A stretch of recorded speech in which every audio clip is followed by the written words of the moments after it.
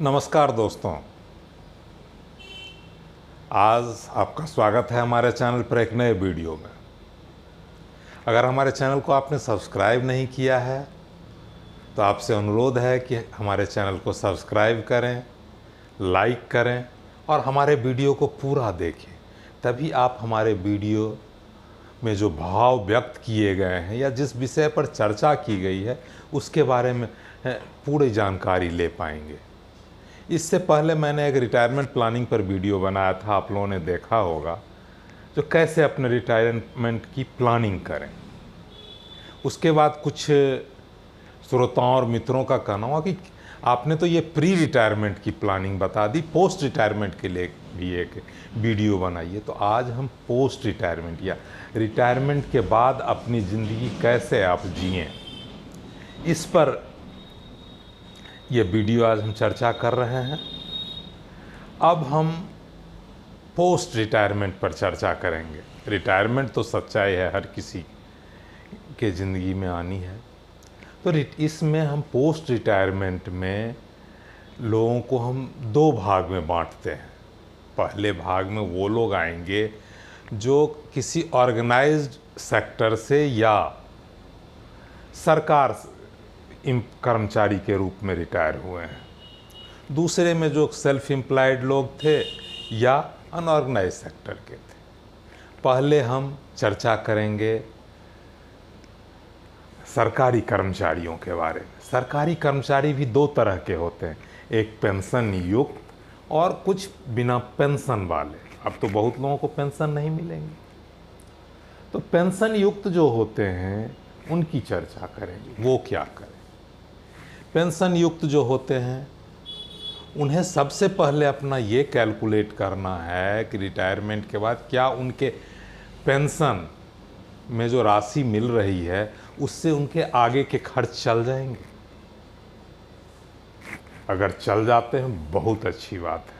तब जो उनके पास कॉर्पस है उसको अब वो क्या करें? मैंने तो पहले भी प्री रिटायरमेंट प्लानिंग में कहा था कि आप अपने वर्किंग पीरियड में एक रेंटल प्रॉपर्टी जरूर डेवलप कीजिए।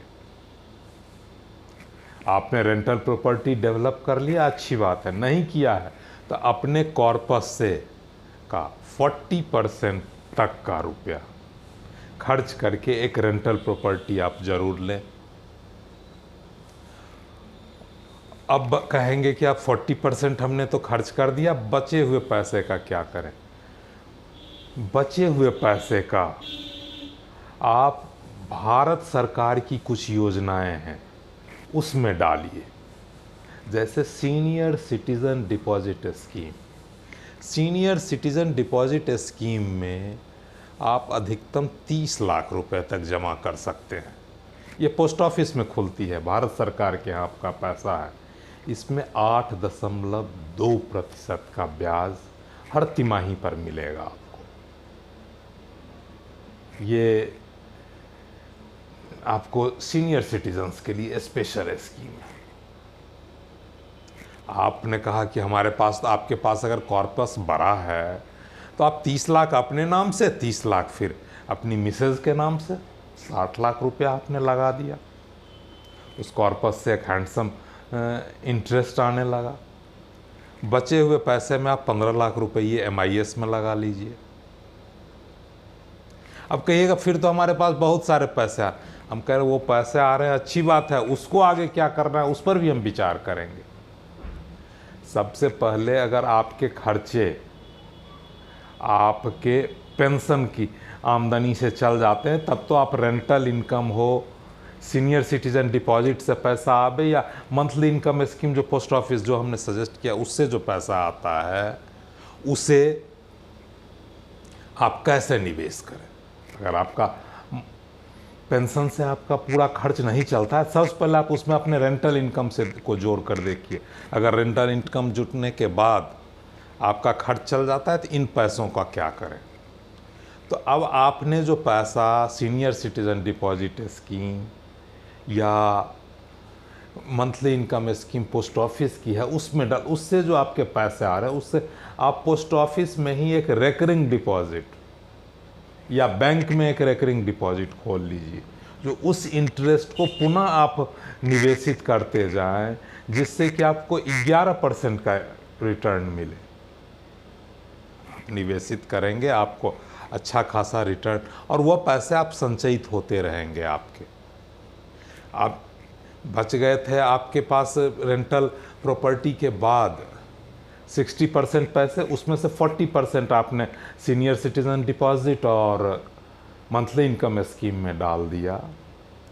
बचे हुए पैसों को आप बैंक की फिक्स डिपॉजिट में रखें, कभी भी कोऑपरेटिव बैंक में नहीं रखें, हमेशा शेड्यूल्ड बैंक में रखें। कोशिश करें सरकारी बैंक में रखें। एक बैंक में 5 लाख से ज़्यादा नहीं रखें, क्योंकि 5 लाख तक की राशि रिजर्व बैंक द्वारा आपकी सुरक्षित है। क्योंकि बैंक एफडी से फ़ायदा क्या है कि कभी भी आपको उम्र दराज है, कभी इलाज के लिए, किसी चीज़ के लिए आपको तुरंत पैसे की ज़रूरत पड़ सकती है। उस हालत में आप पैसे तुरंत निकाल सकते हैं और आप कैश पर रहेंगे।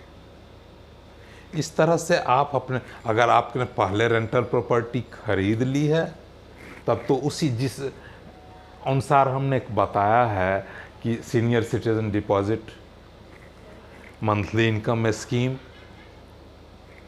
और बैंक फिक्स डिपॉजिट में पैसों को बांट दें। पैसे आप अपने कंट्रोल में रखें और उसे पुनर्निवेशित करने से, हमने पुनर्निवेशित क्यों कहा, रैकरिंग डिपॉजिट में कीजिए, जिससे कि इन्फ्लेशन का असर या महंगाई का असर आपके पैसों पर नहीं हो, वह पुनः बढ़ता रहे, जिससे कि आप रिटायरमेंट के बाद जो आपके पास कॉर्पस था, लगभग उसी वैल्यू का कॉर्पस आगे भी अगले 10 बरस तक, 15 बरस तक बना रहे। और ये कॉर्पस आपको मानसिक संतुष्टि देगा, आप मानसिक रूप से संतुष्ट रहेंगे। अब कहेंगे कि ये तो हमने कर लिया, और क्या करें। हमने पहले भी कहा था कि हर आदमी को एक मेडिकल इंश्योरेंस ज़रूर लेके रखना चाहिए, जो 80 बरस तक कम से कम उन्हें इंश्योरेंस की फैसिलिटी दे। अब बहुत सी ऑर्गेनाइज सेक्टर की कंपनियां और सरकार में भी केंद्र सरकार की कुछ स्कीम्स हैं कि रिटायर लोगों को भी कुछ सुविधाएं, मेडिकल बेनिफिट्स मिलती रहती हैं। अगर वो मिल रही है तो ठीक है, नहीं तो आप अब नहीं लिया है तो आपने फिर से मेडिकल इंश्योरेंस ज़रूर ले लेना है।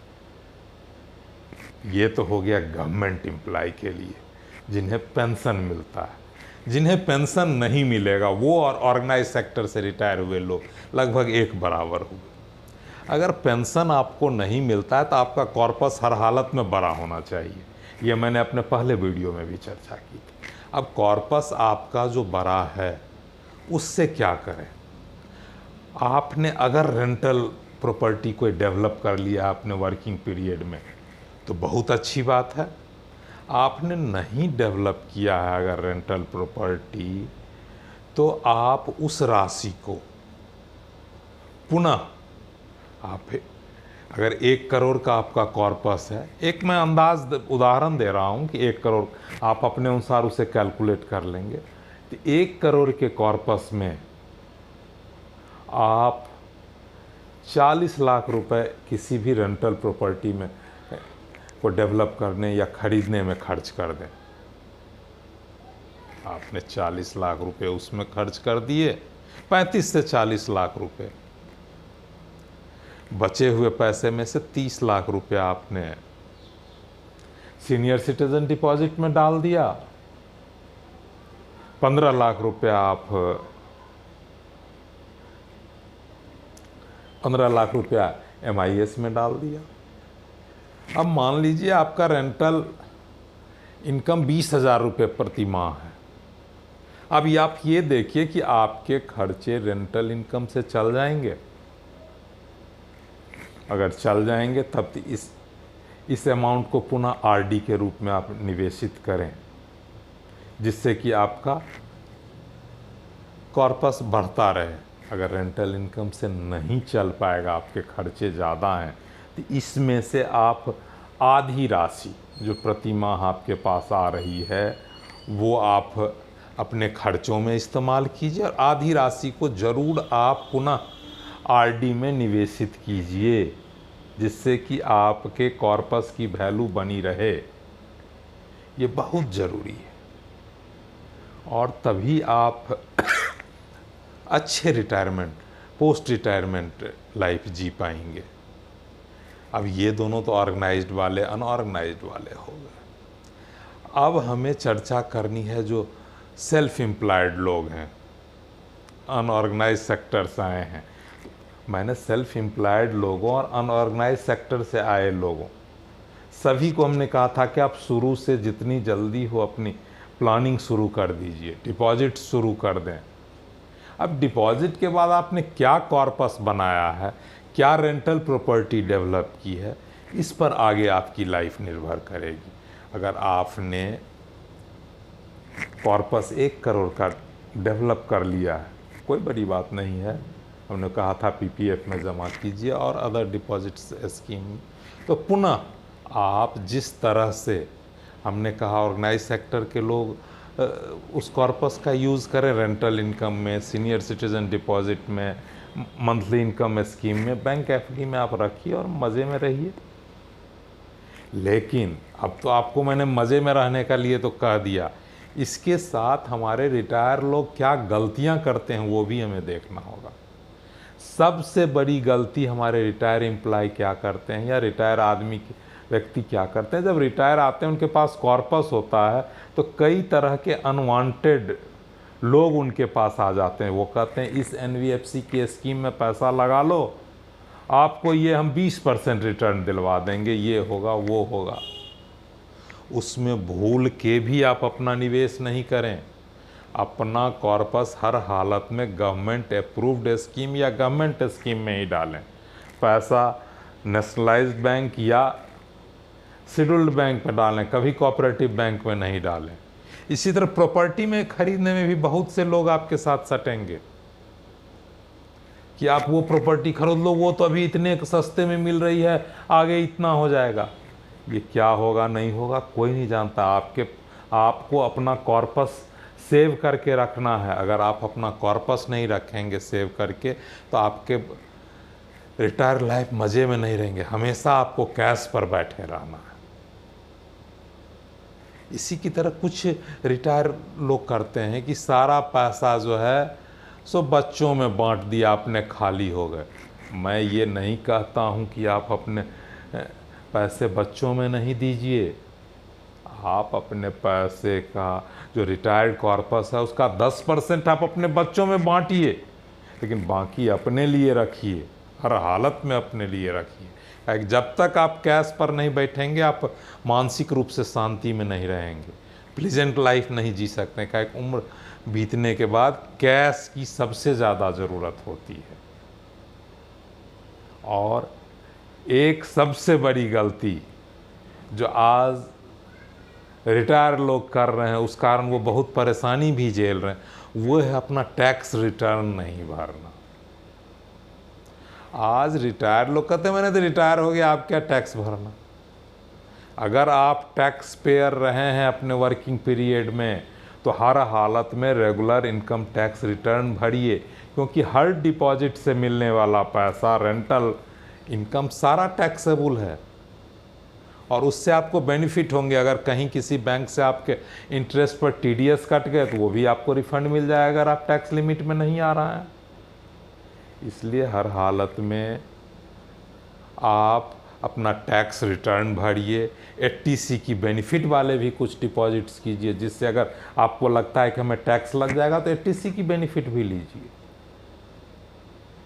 इसलिए रिटायर लाइफ को मज़े में जीने के लिए सबसे ज़्यादा ज़रूरी है कि आप कैश पर बैठे रहें, अपने कैश को ढंग से मैनेज करें, जिससे कि मंथली आपके पास पैसा आता रहे और उस पैसे से आप आराम से ज़िंदगी जिए, जिस तरह से आप वर्किंग टाइम में जीते थे। क्यों तो रिटायर लाइफ में खर्चे कम हो जाते हैं, बच्चे बड़े हो जाते हैं, वो अपने खर्च खुद उठाने लगते हैं। तब भी आपके पास खर्चे हैं, आपके पर्सनल खर्चे बहुत बढ़ जाते हैं रिटायर लाइफ में। इसलिए रिटायर लाइफ में कैश पर ज़रूर रहिए, यही मेरा कहना है। आगे आप सभी लोग खुद समझदार हैं और आप लोगों के कमेंट्स और सुझाव हमें मिलते रहने चाहिए, तभी हम आपको इस पर आगे चर्चा कर सकते हैं। जैसे कि हमें मिला कि आपने पोस्ट रिटायरमेंट के बारे में नहीं बोला, तो मैंने आज चर्चा की पोस्ट रिटायरमेंट पर। उसी तरह आप हमें कमेंट्स और सुझाव दीजिए कि हम आगे किस चीज़ पर चर्चा करें, या इसमें कोई चीज़ छूट गई हो तो वो भी हम आपको बता दें। इसी के साथ मैं आपसे पुनः अनुरोध करता हूं कि हमारे चैनल को सब्सक्राइब करें, लाइक करें, बेल आइकॉन ज़रूर दबाएं और धन्यवाद करते हुए आज का वीडियो मैं समाप्त करता हूं। धन्यवाद।